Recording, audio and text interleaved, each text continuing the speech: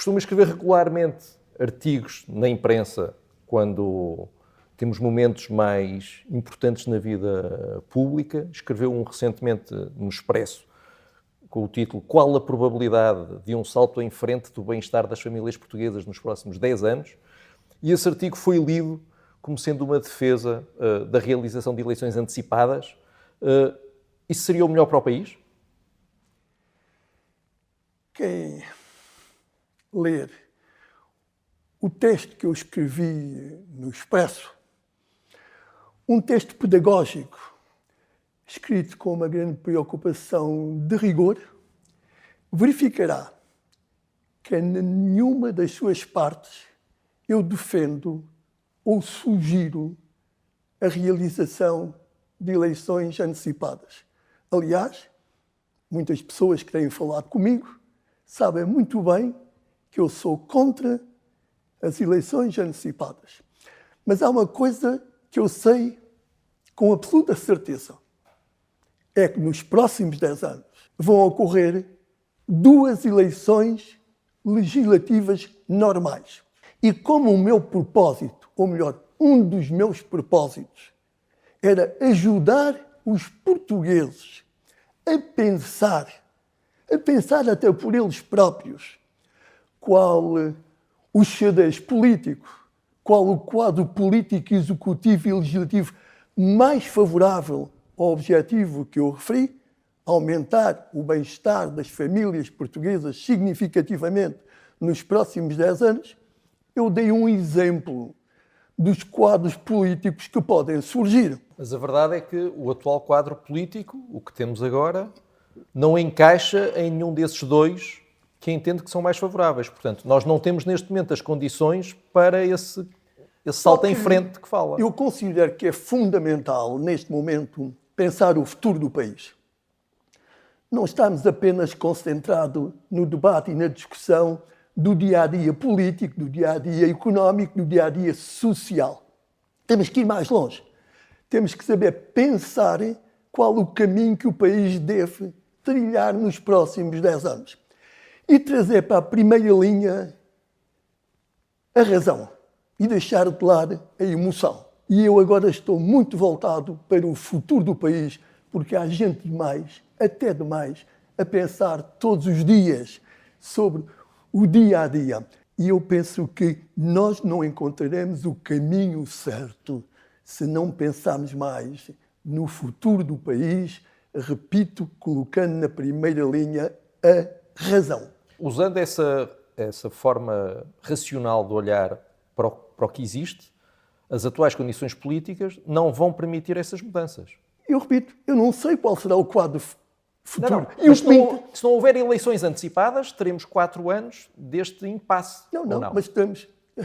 Eleições podem ocorrer em 2026, obrigatoriamente, ou 2028, em 2032. E são essas que determinam o que será determinante. Sim, mas daqui até 2028, com este quadro político, acredita que pode haver reformas? Repara, quem quiser fazer uma análise séria do que pode acontecer em Portugal nos próximos 10 anos, tem que abstrair, de certo modo, o que se fica neste momento. Até porque, repare, eu vou lembrar-lhe, este governo ainda não completou 3 meses em efetividade de funções. Certo. Faz apenas no próximo dia 12 e hoje é o dia 9. Ora, não se pode pensar o futuro a 10 anos com base na atuação de um governo que ainda não completou 3 meses em efetividade de funções. Este deve vir até 2028, este governo deve vir até 2028, até ao fim.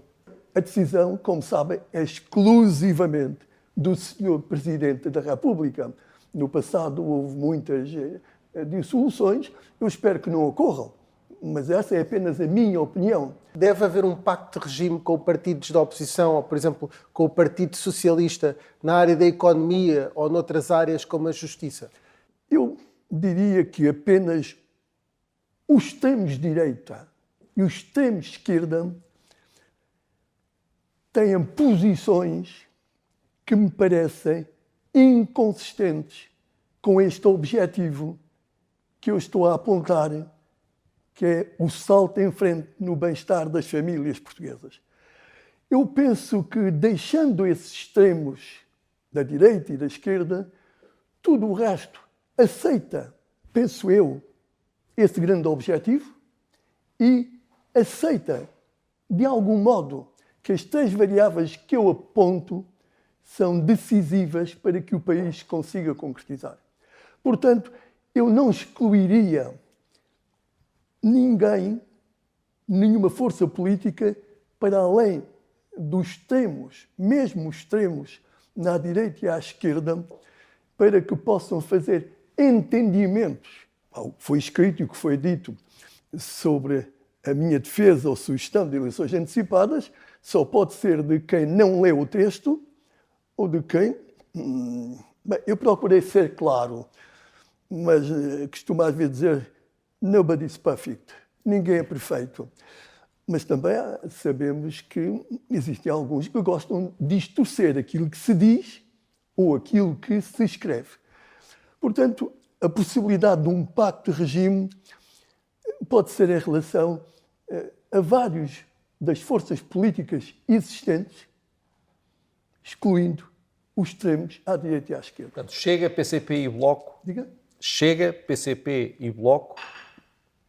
É aquilo que normalmente é normalmente aquilo que se considera nos extremos, mesmo os extremos à direita ou à esquerda. E o PS? Que, repito, apenas pela simples razão de que me parece, por tudo o que tenham dito, as posições que tenham defendido e até os seus próprios programas, me parecem inconsistentes com este objetivo que me parece fundamental de melhorar o bem-estar das famílias portuguesas numa dimensão significativa nos próximos 10 anos.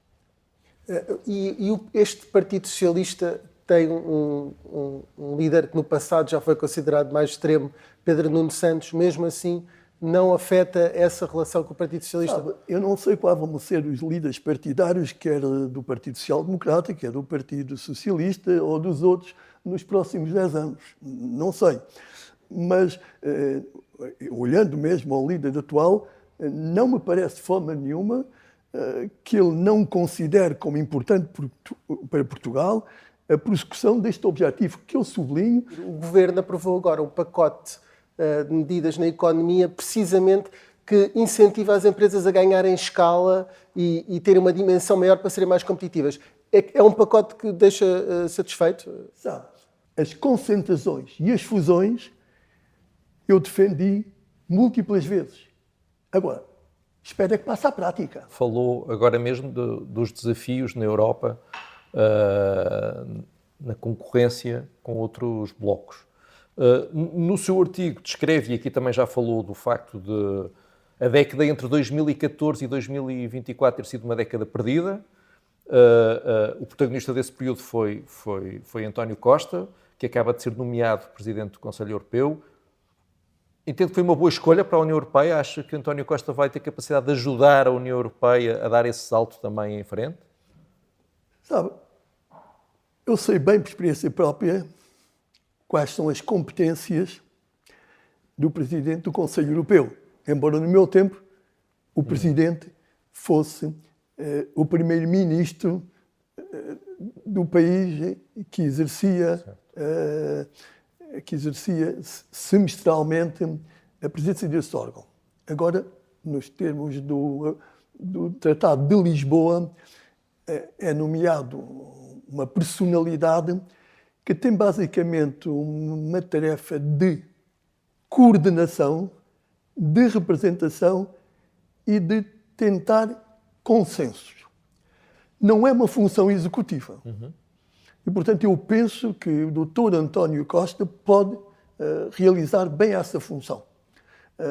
Penso que prestigia Portugal e eu o felicito pelo facto de ter sido escolhido. Tinha que ser um membro do Partido Socialista Europeu e eu penso que era inequivocamente a melhor escolha entre os atuais primeiros ministros do Partido Socialista Europeu. Desejo-lhe maiores felicidades. E é bom para o país ter um português num cargo como esse? Ou seja, podemos ser beneficiados de alguma forma, ajuda? Nessa matéria, Portugal tem provado que tem personalidades com perfil para desempenhar altas funções a nível internacional. O engenheiro Guterres, secretário-geral das Nações Unidas, Dr. Durão Barroso, foi presidente da Comissão durante 2 mandatos. Só Delors tinha conseguido isso. E agora, novamente, a escolha de uma personalidade portuguesa para o Conselho Europeu. E sabe, eu recebo aqui, às vezes, embaixadores que me dizem assim: mas como é que Portugal consegue, um país pequeno, colocar personalidades portuguesas em cargos internacionais tão importantes? Bem, é porque tem mérito. A segunda parte do texto, de facto, é sobre as condições políticas para se conseguir atingir os objetivos a que se refere na primeira parte, e por isso é importante as condições políticas que existem neste momento, não é? E uma das discussões que vamos ter muito em breve é sobre o Orçamento do Estado. Gostava de tentar perceber era se, no seu tempo como primeiro-ministro e da sua experiência, faz sentido, é possível um governo, sem um orçamento aprovado, executar as políticas necessárias para esse tal salto em frente? O senhor tem alguma certeza que, por exemplo, o Partido Socialista, a Iniciativa Liberal, o LIVRE, o PAN e outros não vão ter uma atitude positiva este ano e nos próximos anos para conseguir que sejam tomadas as medidas certas para melhorar o bem-estar das famílias portuguesas? Eu não tenho. E penso que está a ser pessimista. Isto é, a minha visão atual. E em relação mesmo ao orçamento. Sabe, não aprovar orçamentos é banal em alguns países da Europa. O senhor sabe que em Espanha, durante 2 anos, não tiveram orçamento. Viveram com... O atual primeiro-ministro viveu durante 2 anos com duodécimos. Ninguém morreu. Aliás, a nossa legislação orçamental diz muito claramente aquilo que se deve fazer se o orçamento não for aprovado. Não é um drama, portanto. Não, eu até penso que parece-me que é muito provável que venha a ser aprovado, mas não há nenhum drama se não for aprovado. É importante aprovar.